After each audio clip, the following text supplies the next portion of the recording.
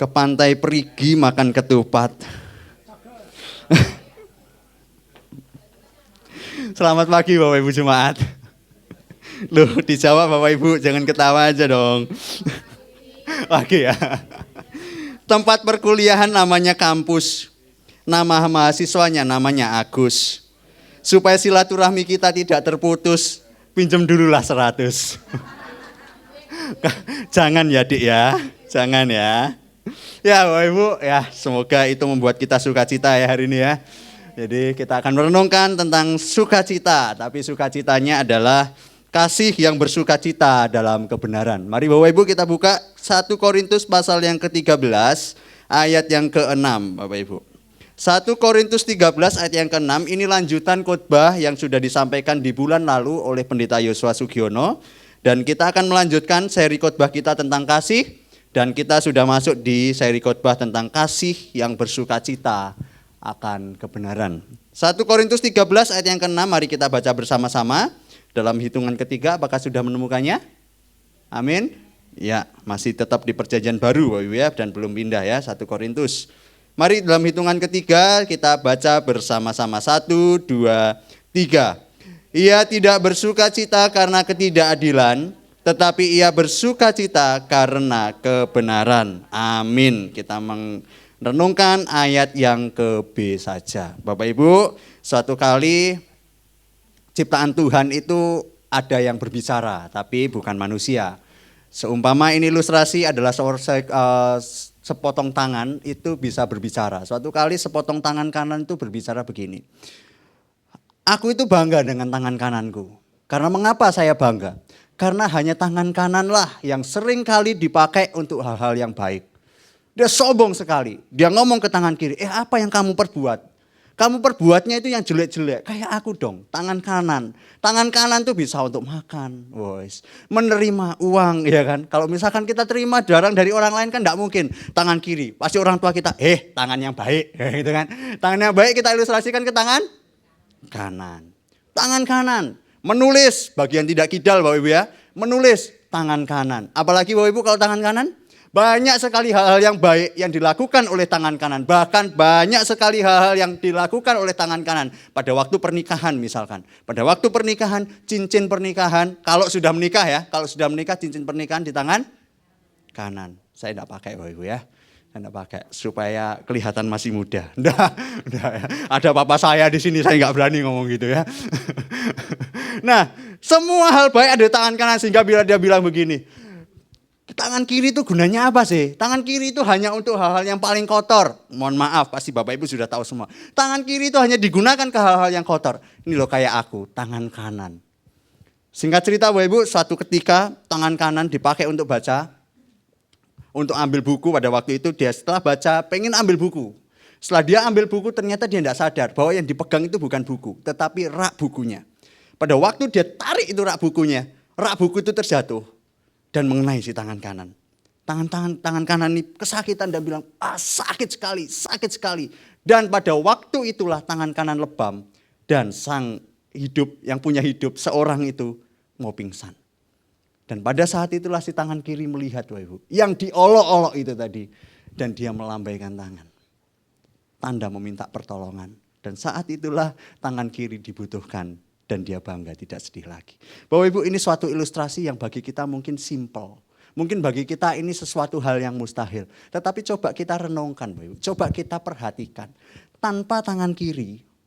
Mungkin sang orang tadi. Mungkin dia tidak mendapatkan pertolongan. Sekalipun ada begitu banyak olokan oleh si tangan kanan. Tetapi tangan kiri tetap melambaikan tangan. Dan dia membutuhkan pertolongan. Dan orang itu tertolong. Bapak Ibu kadangkala kita mengabaikan orang-orang yang mungkin dalam tanda kutip. Yang tidak seserver dengan kita. Yang mungkin dalam tanda kutip. Orang ini nggak cocok kumpul sama saya. Orang ini nggak cocok kumpul sama status sosial saya. Diabaikan Bapak Ibu. Kadangkala dalam gereja pun ada begitu banyak orang yang demikian. Dan ada begitu banyak dalam pekerjaan pun, tidak heran dalam pekerjaan ada begitu banyak anak baru yang mengeluh begini, aku kayaknya enggak cocok di sini. Bapak Ibu, setiap kita itu membutuhkan suatu kelengkapan di balik segala perbedaan. Sehingga saya ingin ngomong begini, perbedaan itu bukan sumber pertikaian. tetapi sumber kelengkapan. Kemajemukan dimaksudkan sebagai kekayaan, bukan kerugian. Ada begitu banyak kita menganggap bahwa sesuatu hal yang berbeda, itu ya mungkin tidak cocok lah sama saya. Bahkan sekarang mengukur cinta, itu kadangkala yang diukur, tolok ukurnya apa? Cocok. Betul gak? Kok rasanya aku nyaman ya sama dia ya? Kok rasanya aku enak ya sama dia ya? Kok rasanya aku ya kita hampir se-server ya sama dia ya? Kadangkala bukankah cinta diukur dengan tolok ukur yang demikian? Ada begitu banyak anak-anak muda, khususnya anak-anak remaja. Itu kadangkala mengukur cinta dan pasangan dengan kecocokan. Saya sering kali ngomong sama anak muda begini, Kak, satu kali saya pelayanan di satu tempat, dia tanya, boleh enggak sih? Kayak saya masih SMP, SMA, Ibu. Saya enggak tahu sekarang kelas berapa, waktu itu masih SMP. Dia tanya gini, boleh enggak sih kayak saya ini pacaran gitu, masih SMP. Boleh enggak sih kayak saya ini pacaran? Saya bilang gini, kamu tahu tujuan hidupmu enggak? Cowok ini yang tanya, kamu sudah tahu tujuan hidup enggak? Tujuan hidupku apa ya Kak ya? Ya hidup, foya-foya, mati, gitu ya. Jadi dia belum tahu tujuan hidupnya apa. Saya bilang begini, sebelum kamu tahu tujuan hidup, jangan dulu cari pasangan hidup. Sebelum kamu tahu tujuan hidup, jangan dulu cari pasangan hidup. Karena kalau kamu cari pasangan hidup, pasanganmu mau kamu bawa kemana? Mau kamu apain? Betul gak sih? Nah sekarang yang pacaran nih, yang masih ada banyak pacaran ya, saya lihat masih belum ada berpasangan gitu kan, ada yang pacaran. Kalian tahu gak sih tujuan hidupnya apa? Pada waktu kalian tahu tujuan hidup, harusnya kalian tahu mengarahkan pasangan hidupmu. Tapi kalau belum tahu tujuan hidup, gimana mau ngarahin pasangan hidup? Diapain tuh pasangan hidup? Sehingga ketika kalian tahu tujuan hidup, kalian tuh tahu pacaran itu bagaimana. Mau caranya apa? Boleh ini atau enggak. Karena tahu tujuan hidup. Bapak Ibu, perbedaan itu bukan pertikaian. Dalam gereja pun perbedaan bukan pertikaian. Ada begitu banyak perbedaan, kami tahu. Ada begitu banyak pendapat, kami tahu. Ada begitu banyak masukan, kami tahu. Karena yang paling penting itu masukan, bukan cuma pemasukan. Betul ya? Yang paling penting itu pendapat, bukan cuma pendapatan. Begitu banyak perbedaan, tapi yang paling penting adalah ketika mengelola pendapat itu bagaimana. Karena kita diciptakan beragam. Kita diciptakan majemuk. Kita diciptakan itu banyak sekali perbedaan dan itu Tuhan izinkan terjadi. Salah satu teolog dia berkata begini, ini teolog gereja, dia bilang begini, orang-orang Kristen tidak dapat bertumbuh dengan efektif dalam kesendirian. Mereka perlu saling mengalami satu dengan yang lain. Mereka perlu saling mengalami satu dengan yang lain. Bapak Ibu, kalau saya tanya kekuatan gereja itu apa sih? Uang? Uang banyak, saldo banyak, betul? Betul nggak? Oh, kekuatan gereja apa sih? Oh, pengkhotbahnya bagus-bagus. Kekuatan gereja apa sih? Hidup kebersamaan, apalagi? Kesatuan, apalagi Bapak Ibu? Nah, hidup kebersamaan itu dari apa? Bukankah dari perbedaan? Betul atau betul? Hidup bersatu itu dari apa? Bukankah dari perbedaan? Bapak Ibu, bersatu tidak berbeda dengan seragam ya. Kesatuan itu beda dengan seragam. Seragam itu kayak misalkan anak sekolah, seragamnya sama, putih sama merah gitu. Itu uniform ya. Tapi unity itu beda. Wes, agak belajar bahasa Inggris dikit. Ya, guys. Nah, unity sama uniform itu beda. Kalau misalkan seragam itu sama. Misalkan hari ini seragamnya merah-merah, itu sama. Tapi pertanyaannya, apakah mereka bersatu? Enggak juga. Tetapi dalam perbedaan pasti ada kesatuan. Dalam keseragaman belum ada kesatuan. Dan inilah yang akan kita bahas pada hari ini tentang kasih dan kebenaran. Bapak Ibu, saya yakin Bapak Ibu tahu apa arti kasih dan apa arti kebenaran. Dan kita sering sekali kita ngomong, wah kasih, kasih, kasih. Nah sekarang pertanyaannya begini, apa sih kasih?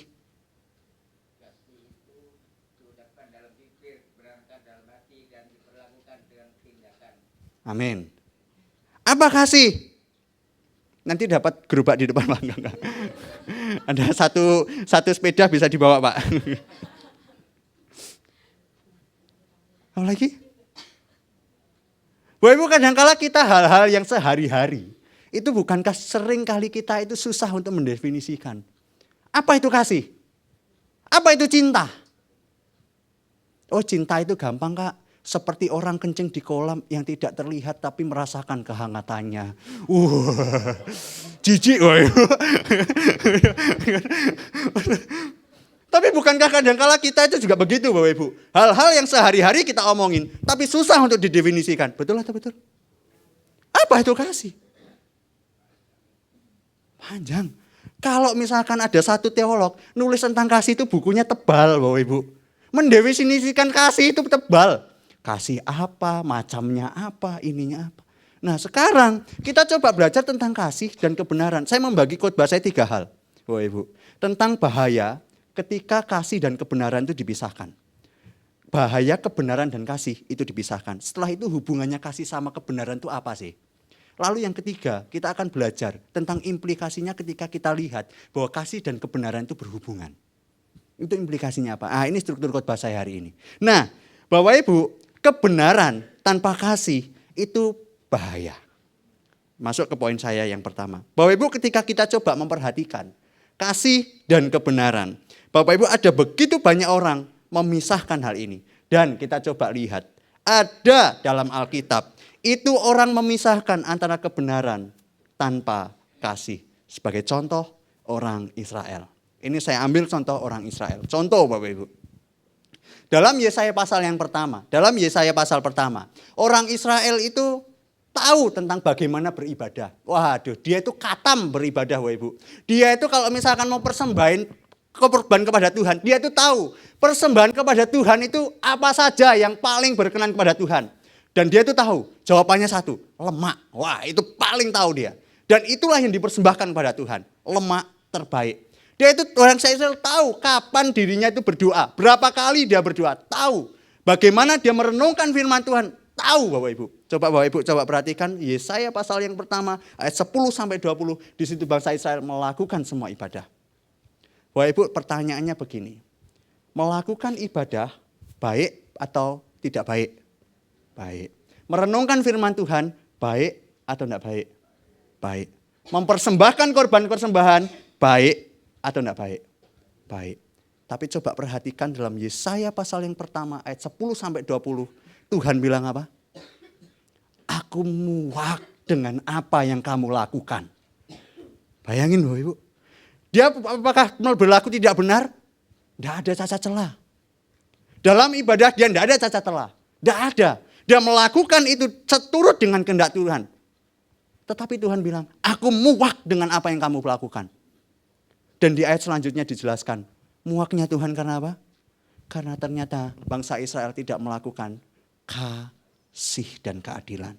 Bagi orang-orang miskin, janda dan waktu itu. Dan bagi orang waktu itu. Dia melakukan tindakan kebenaran, iya. Tetapi dia tidak berlaku kasih. Kebenaran tanpa kasih dilakukan oleh orang Israel kepada sesama manusia. Dan dilanjutkan kalau Bapak Ibu perhatikan Yesaya pasal yang ke-29. Di situ ternyata bukan cuma ke manusia, tapi kepada Tuhan. Ketika dia beribadah, Tuhan tuh bilang begini, oh kamu beribadah ya, oh baik kamu beribadah. Kamu datang kepada Tuhan, baik. Tetapi kamu datang kepada Tuhan hanya mulut dan bibir. Tapi hatimu tidak kamu serahkan kepada Tuhan. Bapak Ibu, sekarang coba kita cek dalam diri kita. Apakah kita datang beribadah? Kita membawa mulut dan bibir kita untuk memuji Tuhan. Haleluya, kibarkan pancinya. Tapi hati kita tinggal di rumah. Salah seorang teolog bilang begini Bapak Ibu. Kita tidak boleh puas hanya membawa tubuh kita ke gereja dan meninggalkan hati kita di rumah atau di tempat yang lain. Bapak Ibu, sekarang ini kita coba cek. Jangan-jangan kita ini berlaku benar. Oh, sekolah setiap minggu lah, gak apa-apa lah ibadah. Ya karena orang Kristen beribadah. Kalau misalkan aku gak ibadah nanti disangkain tetanggaku. Iki agamanya apa sih? Oh karena warisan nenek moyang, karena warisan orang tuaku setiap minggu itu harus ibadah. Tapi coba cek Bapak Ibu hati kita. Apakah hati kita bawa kepada Tuhan. Dan kita mengasihi Tuhan dengan benar ketika kita itu beribadah kepada Tuhan. Jangan-jangan kita melakukan tindakan ibadah ya karena peraturan yang Tuhan berikan. Tapi hati kita tidak kepada Tuhan. Bapak Ibu, ibadah itu yang gagas siapa? Tuhan. Ibadah yang gagas Tuhan. Berarti sekarang pertanyaannya adalah, berarti yang berhak menilai ibadah itu siapa? Tuhan. Sekarang Bapak Ibu, saya tanya. Kalau Tuhan tanya kepada Bapak Ibu, aku mau kasih nilai berapa kepada ibadah kalian? Bapak Ibu bisa jawab nilai berapa enggak? Dengan ibadah Bapak Ibu sekarang ini. Kira-kira. Nilainya berapa? Kalau 100 berkenan, wah cocok. Tapi Bapak Ibu kalau misalkan yang gagas Tuhan, berarti yang berhak menilai kita ibadah itu siapa sih? Tuhan. Nah sekarang kalau misalkan Tuhan kasih 10 kepada kita, ya kita ya jangan sewot, Tuhan kok 10. Mungkin Tuhan harus jawab, yo loh kamu gak bener-bener ibadah kepadaku kok. Iya cuma tubuhmu yang kamu bawa tapi hatimu kamu tinggal kok. Bapak Ibu, coba pertanyakan dalam diri kita, jangan-jangan kita berlaku benar, tetapi kita tanpa kasih. Seperti bangsa Israel. Lanjut Bapak Ibu.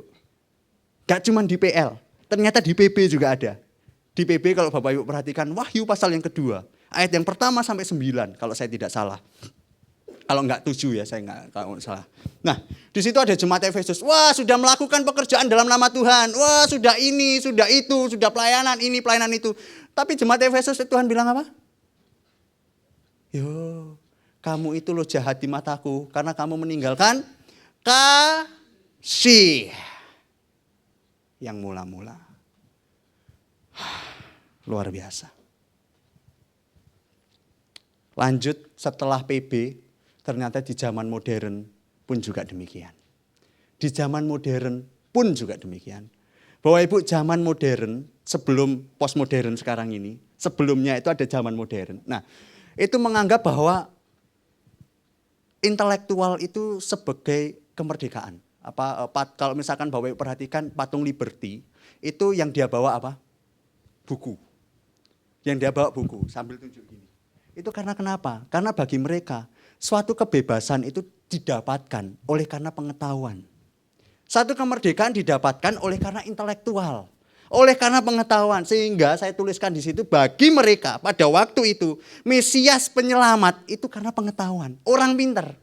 Orang pintar itu dia pasti penyelamat. Dia pasti akan menyelamatkan dunia pada zaman modern pada waktu itu.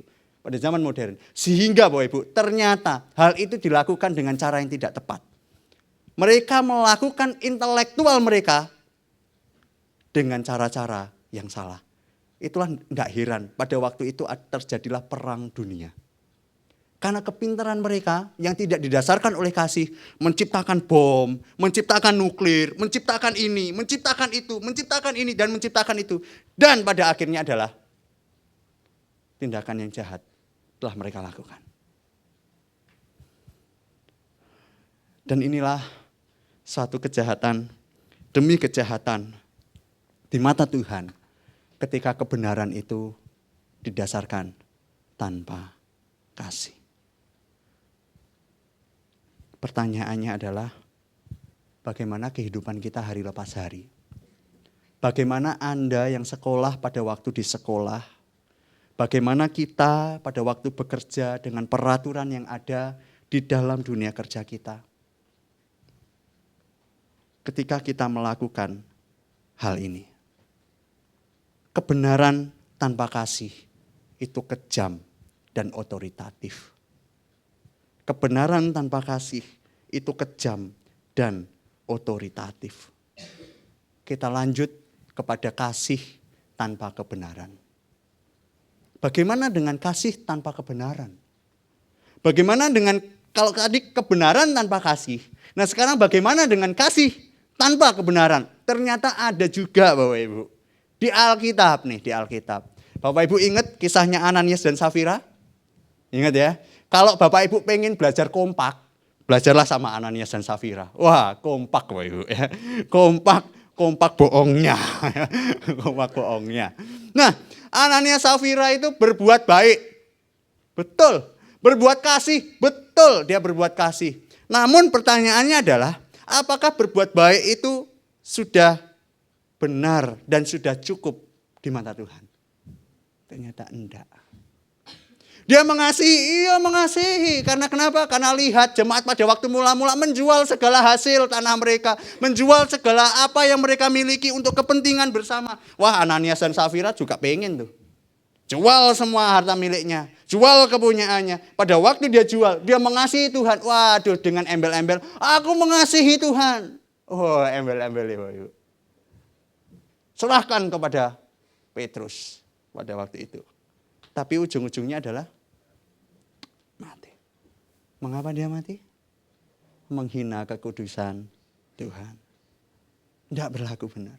Ternyata berbuat baik tidak cukup. Ternyata berbuat baik tidak cukup bagi Tuhan. Harus dibarengi dengan kebenaran. Yang kedua, Bapak Ibu. Bapak Ibu ingat satu kisah tentang orang banyak yang mengikuti Tuhan. Orang banyak mengikuti Tuhan itu berlagak, waduh, aku takjub dengan perbuatan Tuhan. Waduh, aku takjub dengan mujizat Tuhan. Waduh, dia menyembuhkan orang buta. Dia menyembuhkan orang tuli. Dulu-dulu enggak ada tuh mujizat kayak gitu, kata orang banyak. Aku pengen sama mereka, sama dia. Yesus maksudnya. Dia datang, Yesus kemana dia ikuti. Yesus kemana dia ikuti. Yesus ke sana dia ikuti. Bahkan Yesus menyeberang danau, dia ikuti, Bapak Ibu. Aduh. Dengan embel-embel, wah aku mengasihi Tuhan kok. Tapi ujung-ujungnya pada waktu ditanya, Yesus Barabas atau Yesus yang kamu anggap sebagai raja yang dibebaskan? Dan orang banyak yang ikuti dia bilang, salibkan dia.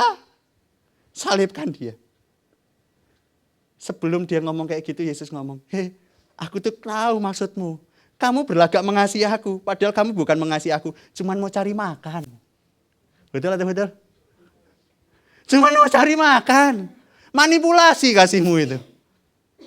Cuman kamu pengen datang-datang ke aku, ya supaya perut kita kenyang. Padahal tujuannya mengikuti Yesus, apakah perut kita kenyang?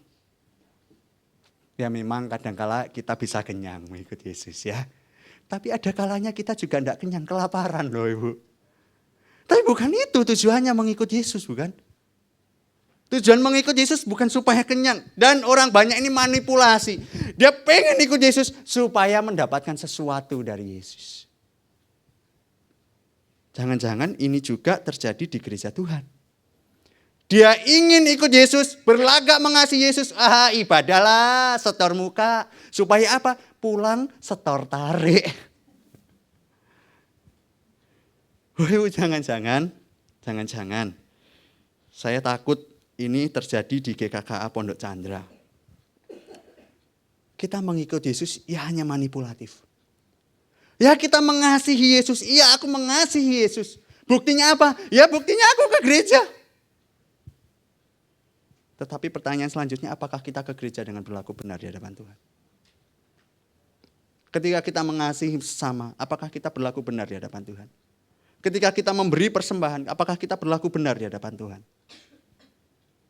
Karena berkat Tuhan itu awal, bukan tujuan.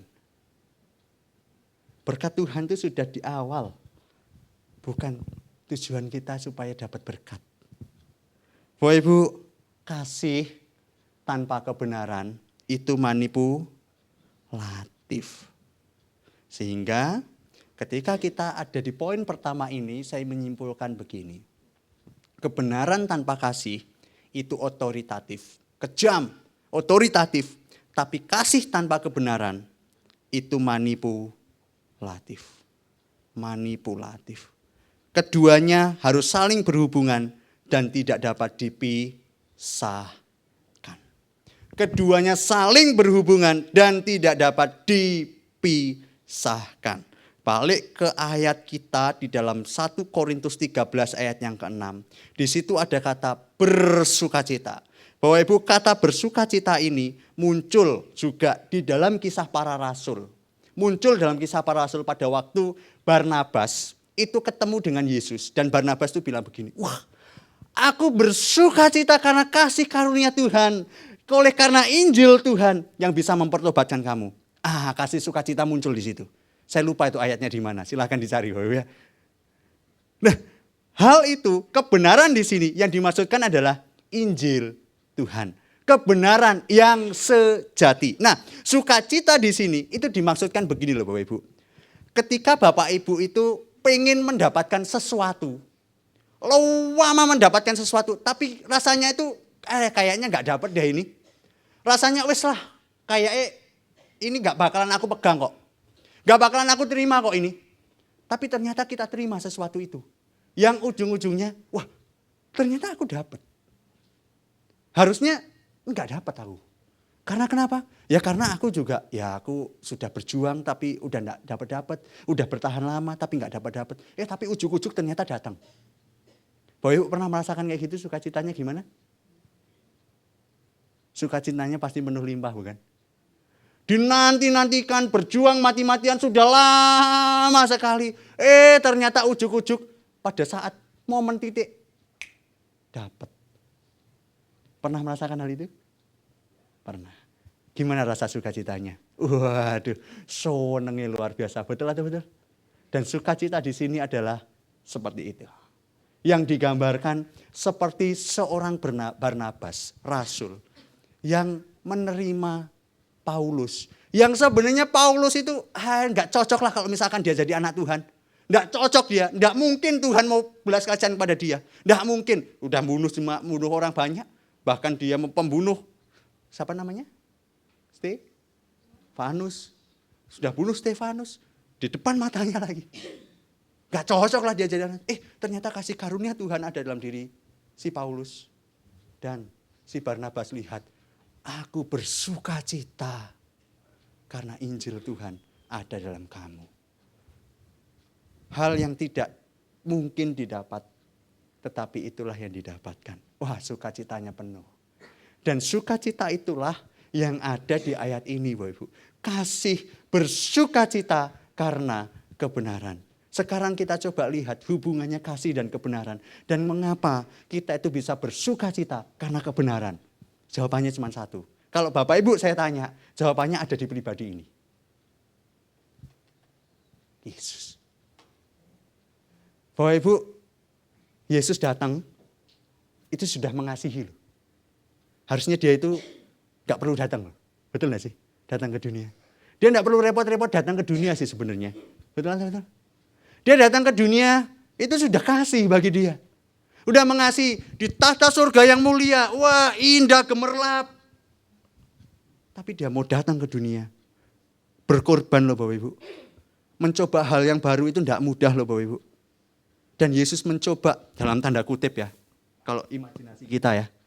Mencoba hal yang baru. Tidak mudah. Kayak kita mau pindah rumah juga nggak mudah kan. Yesus pindah rumah ibaratnya Bapak Ibu.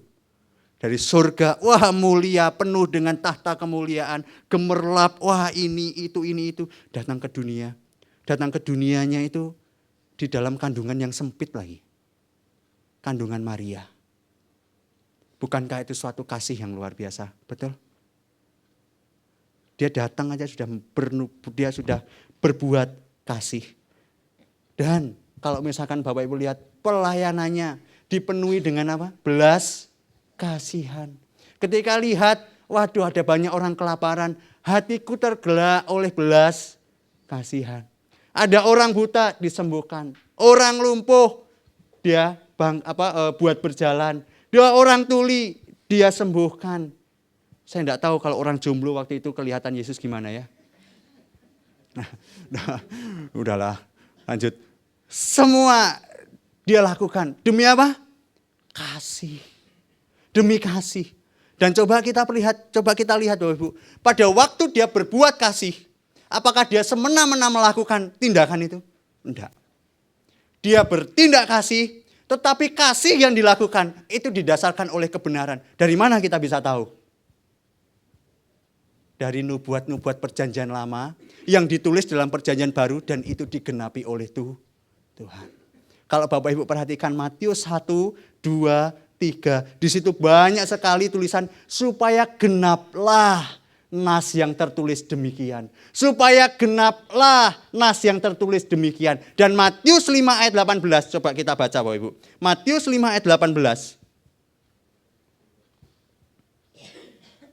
Matius 5 ayat 18. Dia berkata begini, karena aku berkata kepadamu, sesungguhnya selama belum lenyap langit dan bumi ini, dibilang satu iota atau satu titik pun tidak akan ditiadakan dari hukum Taurat sebelum semuanya terjadi. Satu iota, satu titik pun dalam hukum Taurat atau kitab para nabi itu ditiadakan. Jadi segala sesuatu yang dinubuatkan itu dilakukan pada waktu pelayanannya. Berarti ini menunjukkan apa sih Bapak Ibu? Dia menunjukkan bahwa tindak tanduknya itu berbuat kebenaran. Benar. Mengasihi, benar. Berbuat benar, benar. Dan kabar beritanya, kabar baiknya adalah kasih dan kebenaran itu adalah pribadi Allah sendiri. Allah itu kasih, amin. Allah itu benar, amin. Dan itulah digabung menjadi satu. Itulah sebabnya Ibu, Kristus mengasihi kita. Kristus berbuat benar kepada kita. Dan dia tidak bisa terpisah. Kalau misalkan aku berbuat kasih, ya udah kebenaran aku tinggalkan dah. Kalau aku berbuat benar, ya udahlah kasih aku tinggalkan dah. Enggak. Dia melakukan keduanya karena dia tahu bahwa keduanya saling terhubung. Kasih bersukacita karena kebenaran. Kasih dan kebenaran tidak bisa dipisahkan. Kalau Anda memisahkan kasih, kalau kita memisahkan kasih dari kebenaran, itu adalah otoritatif dan jahat di mata Tuhan. Kalau kita memisahkan kebenaran dari kasih, jangan-jangan itu manipulatif. Manipulasi. Kita melakukan sesuatu supaya dapat sesuatu. Kita melakukan sesuatu ya karena supaya orang lain berbuat baik kepadaku lah. Bapak Ibu, saya yakin memang ada hukum tabur tuai. Saya yakin. Tetapi hukum tabur tuai itu bukan statis. Dalam tanda kutip begini. Kalau misalkan aku berbuat A, pasti pada waktu itu aku dapat A.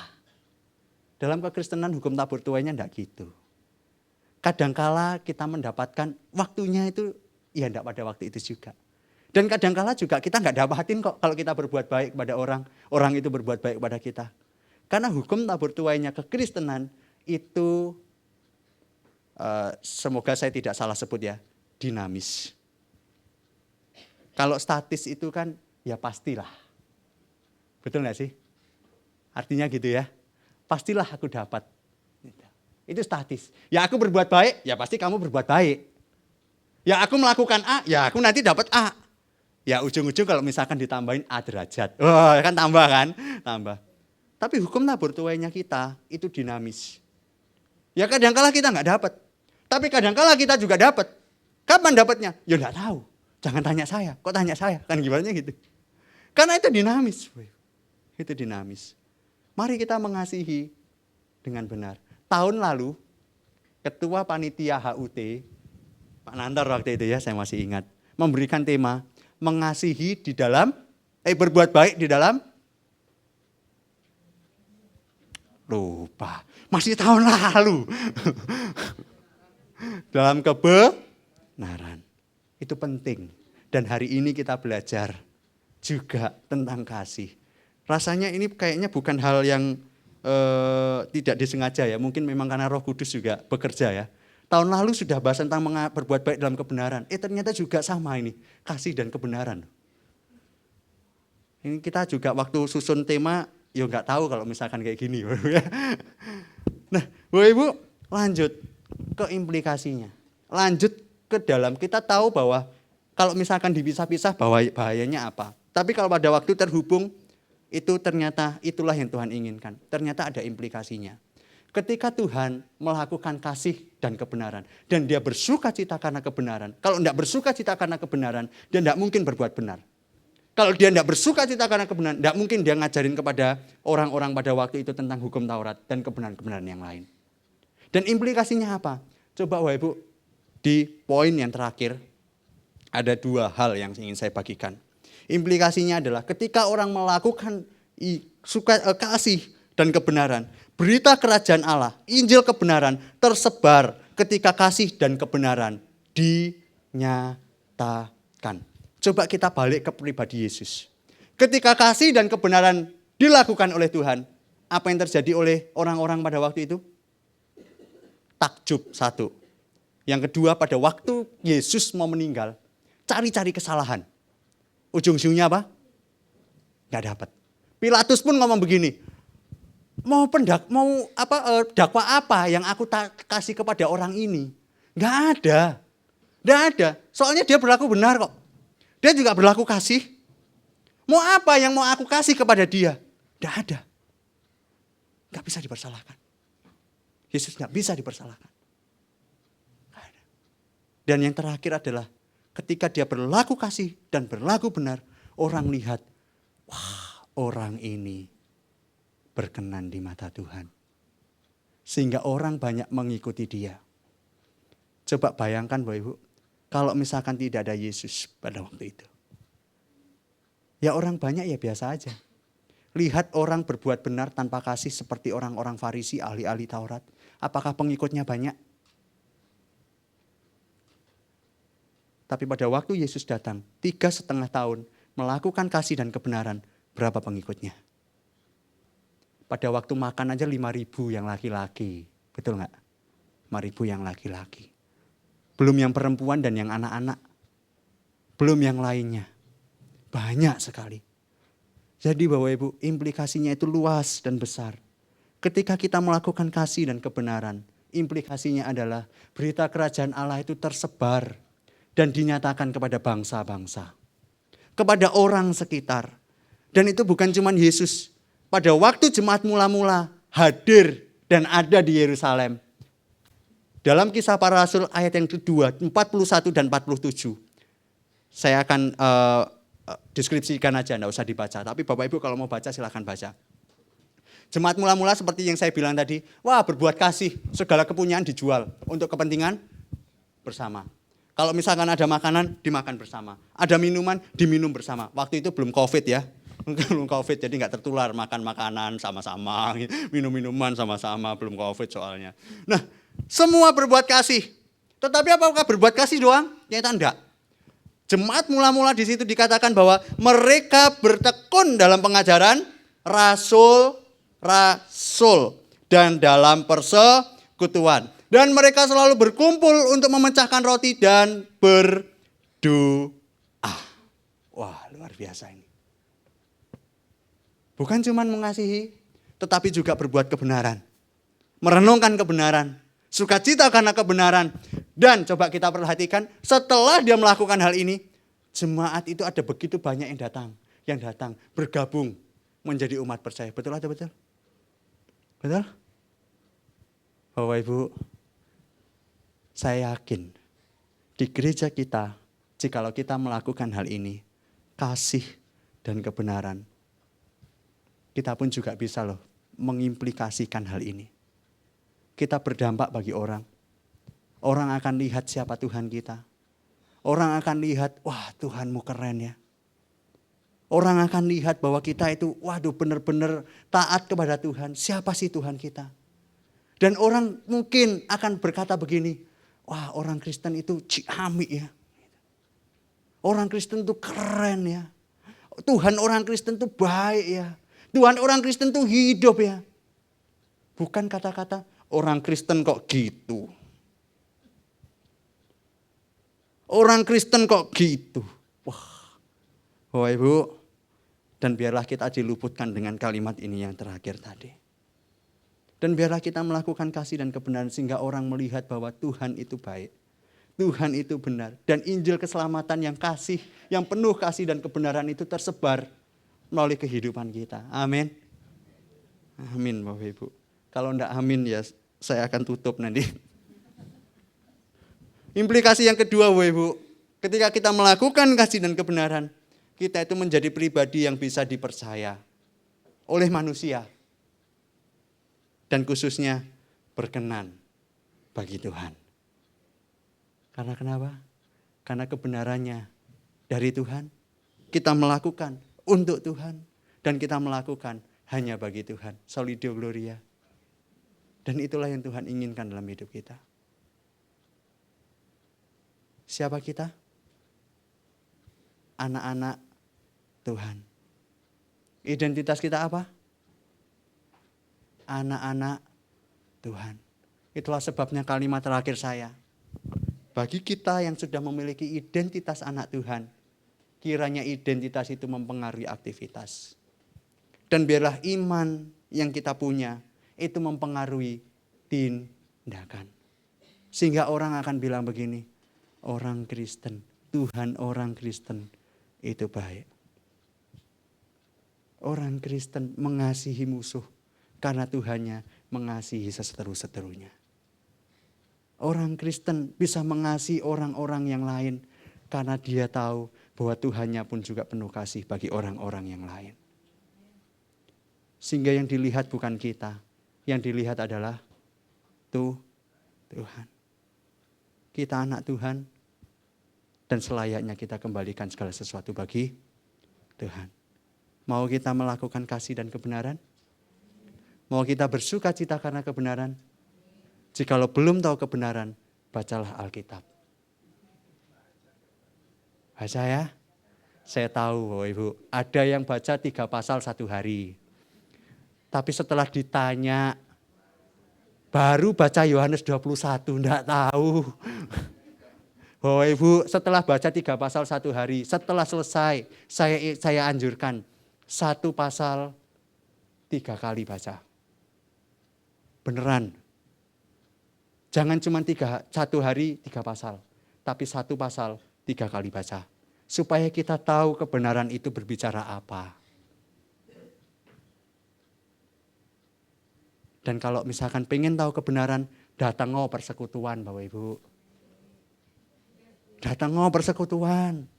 Supaya kita tahu kebenaran. Wah, aku bersuka cita karena kebenaran. Waduh. Pas firman Tuhan tidur.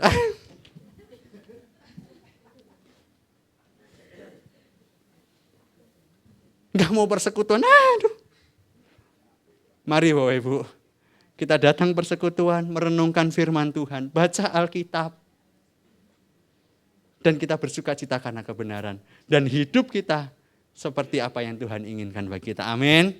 Amin. Sebelum saya dilempari sepatu, mari kita tutup dalam doa.